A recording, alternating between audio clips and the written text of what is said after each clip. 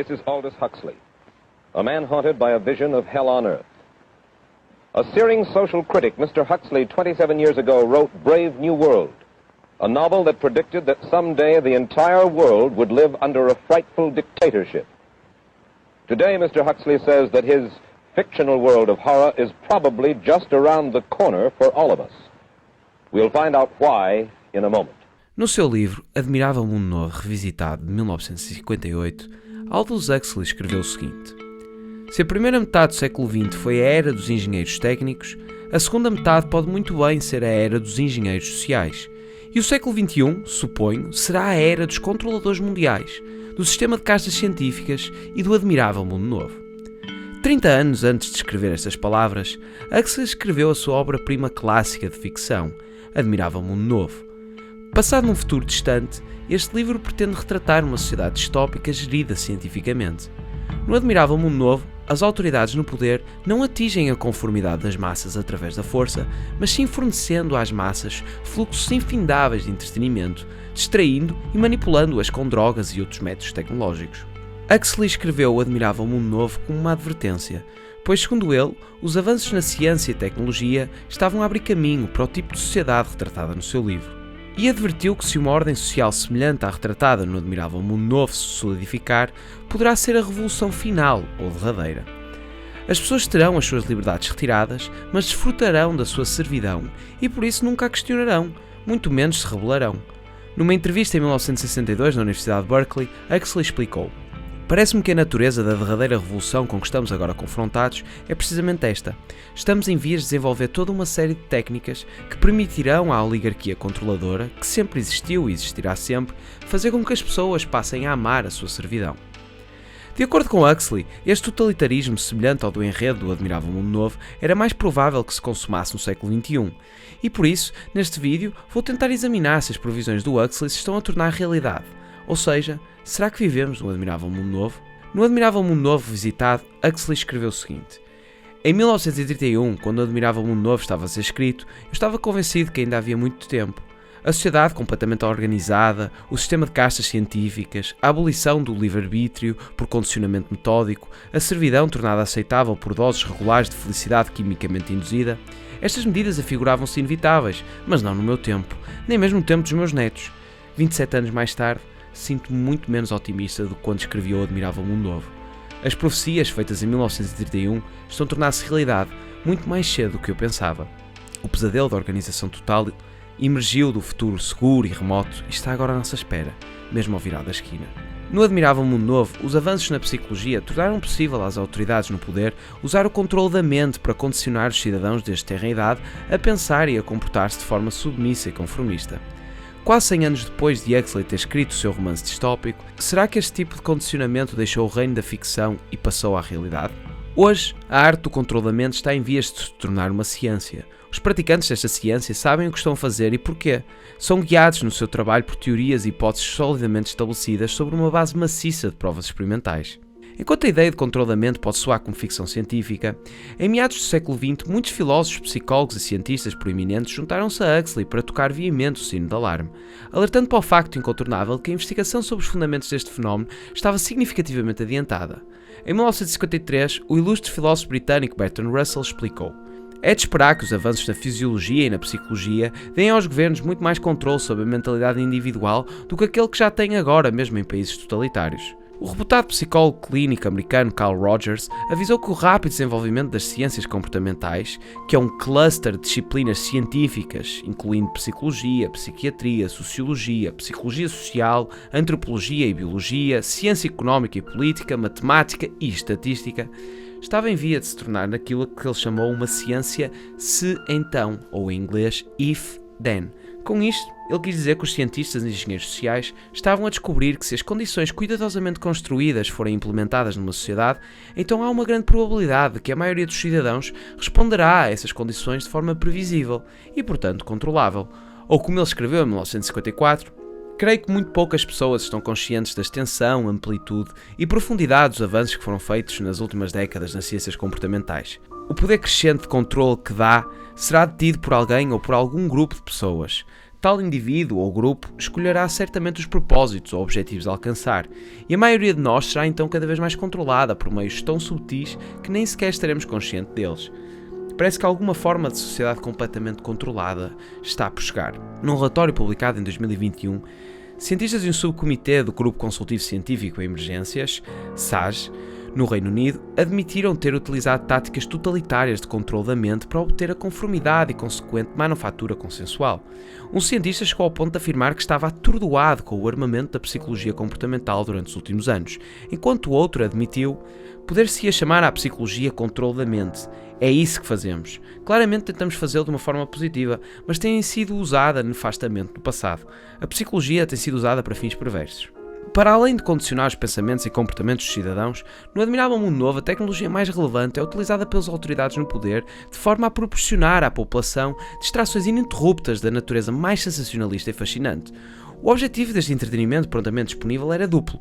Primeiro, assegurar que os cidadãos não prestassem atenção às realidades políticas e sociais. E segundo, promover a docilidade e a estupidez e assim criar uma população que pouco se importava com a liberdade. Estará algo semelhante a acontecer hoje em dia? Seja intencionalmente imposto à sociedade ou não, uma coisa é certa. A tecnologia e a oferta infinita de entretenimento estimulante, mas moralmente degradante que dela decorre, está a criar uma população passiva, ignorante e espiritualmente lesionada, desinteressada em resistir à implementação dos seus grilhões políticos, tal como Huxley avisou. À medida que a arte e a ciência da manipulação têm vindo a ser melhor compreendidas, os ditadores do futuro aprenderão indubitavelmente a combinar técnicas de propaganda com as distrações ininterruptas que no Ocidente ameaçam agora afogar no mar de irrelevância a informação racional, essencial para a manutenção da liberdade individual. Todavia, não é apenas um suprimento infinito de distrações que torna possível um admirável mundo novo. Huxley também previu que no futuro certas formas de tecnologia seriam utilizadas para aumentar a sugestionabilidade e a obediência de uma população, de modo a que todos possam ser dependentes de um comportamento quase tão previsível como as máquinas.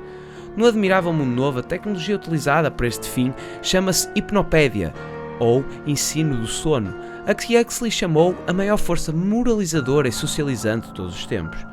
Todas as noites, enquanto dormiam, os cidadãos eram expostos a propaganda e a repetidas sugestões do Estado.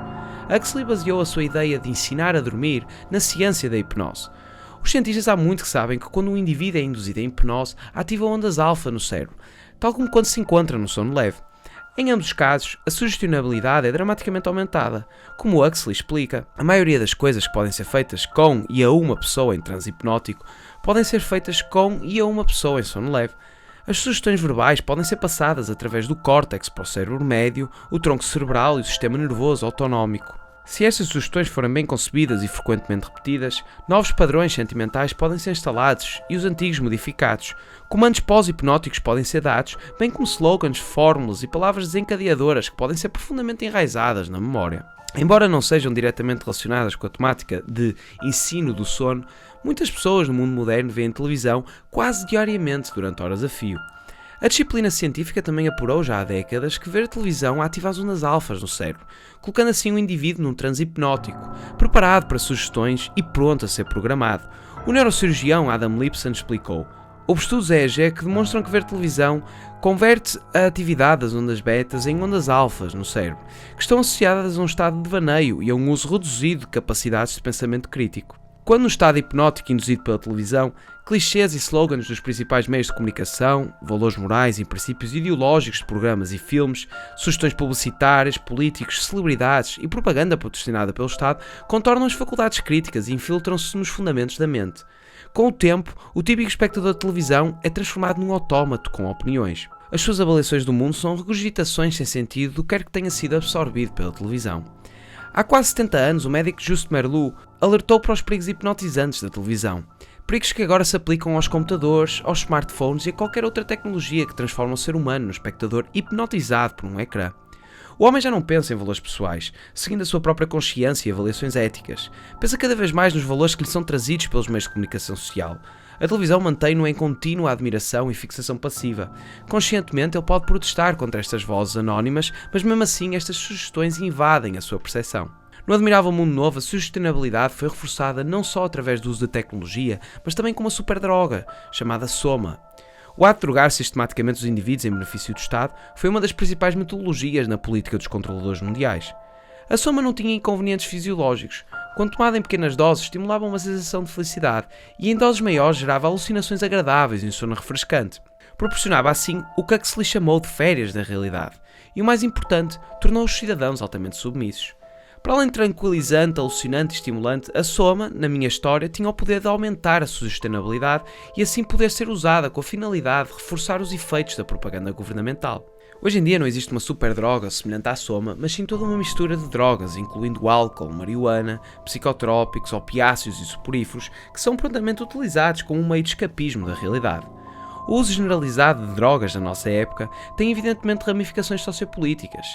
Uma sociedade drogada, tal como uma sociedade muda, é mais facilmente condicionada à servidão. O dependente químico não é uma pessoa politicamente vigilante que esteja pronta a defender a liberdade. E como Marlowe escreveu, qualquer homem que escape da realidade através do uso de álcool e drogas já não é um agente livre. Já não é capaz de exercer qualquer controle voluntário sobre a sua mente e as suas ações. O alcoolismo e a toxicodependência preparam um padrão de submissão mental tão pretendido na lavagem cerebral totalitária. As drogas podem ser usadas para fazer do homem um ser submisso e conformista. A sociedade no Admirável Mundo Novo foi também organizada num sistema de castas científicas. A engenharia genética pré-natal produziu crianças destinadas a pertencer a uma de 5 castas. A casta mais alta, Alfa, era constituída por cidadãos geneticamente modificados para serem inteligentes, fortes e bonitos. A casta mais baixa, a Y, era pequena, feia, estúpida e tratada como escrava. Cada uma das castas era estritamente proibida de se misturar. Será possível um sistema de castas científicas hoje em dia? Embora a utilização generalizada da engenharia genética pré-natal possa não estar no horizonte próximo, a engenharia genética pós-natal e o aumento tecnológico do cérebro e do corpo está na sua fase inicial. Estamos no início de uma era fatídica em que o homem pode fundir-se com a máquina, e o resultado pode ser a formação de um sistema de castas científicas a 2 níveis. Haverá uma casta de seres humanos que acolherá a simbiose com a tecnologia, na expectativa de transcender as limitações biológicas, e haverá uma casta de seres humanos compostas por pessoas que resistem à respectiva união tecnológica. Quais as restrições que irão ser impostas às pessoas que pertencem a esta última casta? Que vigilância e controle serão possíveis sobre aqueles que aceitarem aumentos tecnológicos? E quais serão as cenouras num pau para atrair as pessoas à transição para uma era transhumanista? O tempo dirá. O mundo da amanhã testemunhará uma tremenda batalha entre a tecnologia e a psicologia. Será uma luta de tecnologia contra a natureza, do condicionamento sistemático contra a espontaneidade criativa. Se as previsões de Huxley estão a tornar realidade, o que pode ser feito a esse respeito? Talvez nada precise ser feito. Talvez o totalitarismo do Admirável Mundo Novo para o qual Huxley alertou não seja viável a longo prazo, não tão estável como havia previsto. Talvez esta forma de ordem social esteja destinada a desmoronar-se sob o seu próprio peso opressivo. Mas talvez Huxley estivesse certo. Com suficientes avanços na ciência e na tecnologia, uma ordem social equiparável à do Admirável Mundo Novo pode ser alcançada e plenamente instituída. Esta será seguramente a revolução final. Os seres humanos nascerão e serão criados em condições de servidão tecnocrática e, consequentemente, deixarão de desafiar ou resistir, porque será uma servidão que a maioria deles ama e defende. Se for este o caso, as palavras finais de Huxley no Admirável Mundo Novo Revisitado serão prescientes. Talvez as forças que agora ameaçam a liberdade sejam demasiado fortes para serem resistidas durante muito tempo. Porém, é ainda nosso dever fazer tudo o que pudermos para lhes resistir. Now, I think what is going to happen in the future is the dictators will find, as the old saying goes, that you can do everything with bayonets except sit on them. That if you want to preserve your power indefinitely, you have to get the consent of the ruled. And this they will do partly by drugs, as I foresaw in Brave New World, partly by these new techniques of propaganda. They will do it by bypassing the sort of rational side of man and appealing to his subconscious and his deeper emotions and his physiology even, and so making him actually love his slavery. I mean, I think this is the danger, that actually people may be in some ways happy under the new regime, but they will be happy in a situation where they oughtn't